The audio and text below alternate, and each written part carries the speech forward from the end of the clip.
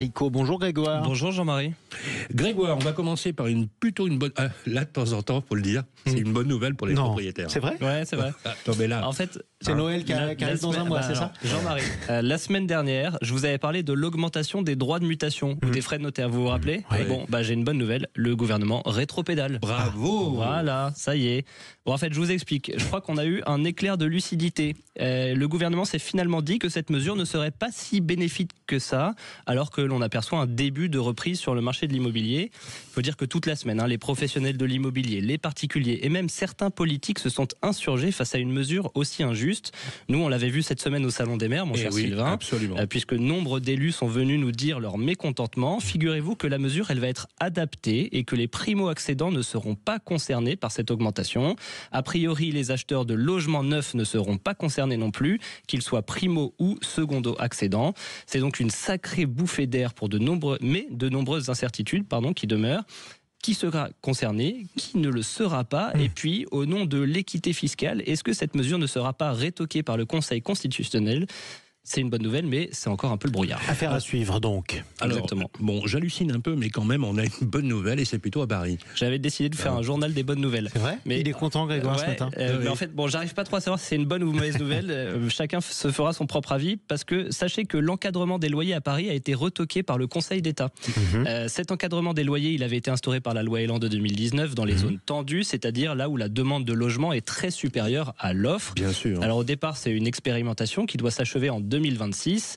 L'encadrement des loyers, il divise parce qu'elle pèse sur la rentabilité de l'investissement locatif, ce qui ne plaît évidemment pas aux propriétaires. Ça plaît davantage aux locataires par contre. Exactement, mais on dénonce un mode de calcul un peu opaque, non scientifique et donc très contestable. C'est l'Union nationale des propriétaires immobiliers, l'UNPI, et la Fédération nationale de l'immobilier, la FNAIM, qui avaient demandé à la justice l'annulation de l'arrêté. Alors je vous fais grâce des rebondissements, mais ils ont obtenu gain de cause. Alors, qu'est-ce que ça va changer dans l'immédiat? Bon, si vous êtes propriétaire à Paris, ne vous attendez pas à ce que la fin de l'encadrement des loyers soit décrétée sur le terrain, ni à recevoir des dédommagements pour le manque à gagner des derniers mois. Non, désolé de vous décevoir, mais cette décision, elle n'aura pas de conséquences financières pour les propriétaires. Il s'agit plus de revoir la méthodologie ou encore les découpages territoriaux. Rassurez-vous, le feuilleton est loin d'être terminé puisque la Cour administrative de Paris a été saisie et la ministre du Logement demandera en juin 2025 la mise en route d'une mission d'évaluation de l'expérimentation de l'encadrement des loyers pour une vision plus claire et objective de ce dispositif. Bref, là aussi, affaire à suivre. Oui, ceci dit, bon courage quand même à tous les locataires parisiens qui payent des loyers trop chers. On peut le dire quand même. Absolument. Gros dossier sur la fraude à la rénovation énergétique qui a atteint quand même des pics inquiétants, Grégoire. Sylvain, je voulais terminer par un point de vigilance sur les fraudes à la rénovation énergétique, un sujet sur lequel on reviendra certainement avec notre ami Laurent. Mais cette semaine, je vais vous parler de la fraude au thermostat connecté.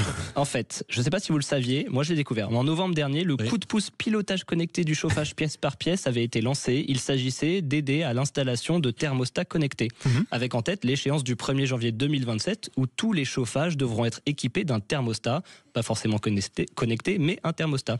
Une aide qui permettait donc de financer la version la plus haut de gamme des thermostats avec de multiples fonctionnalités pour ceux qui sont équipés d'un système de chauffage individuel. Mais en gros, vous êtes là au bureau, par exemple, ou dans le studio de Sud Radio, vous êtes connecté à votre chauffage sur votre smartphone, vous décidez d'augmenter le chauffage dès maintenant, comme ça, quand vous rentrez, il fait déjà chaud. Exactement. Mais ça, c'est génial. Tout à fait. Et Sur ça le principe, concerne quand même 85% des logements, le chauffage individuel. Bon, elle est où, le Max souci, c'est que cette aide, elle a été ciblée par les escrocs, parce que ce fameux coup de pouce représente 260 à 624 € d'aide, selon la surface du logement, et qu'en plus, l'aide des certificats d'économie d'énergie, les fameux CEE, on peut l'ajouter, et on peut ajouter 400 € supplémentaires. Pour ceux en fait qui ne souhaitaient pas avancer les frais, l'installateur pouvait avancer les fonds et encaisser lui-même les aides. Vous me voyez venir.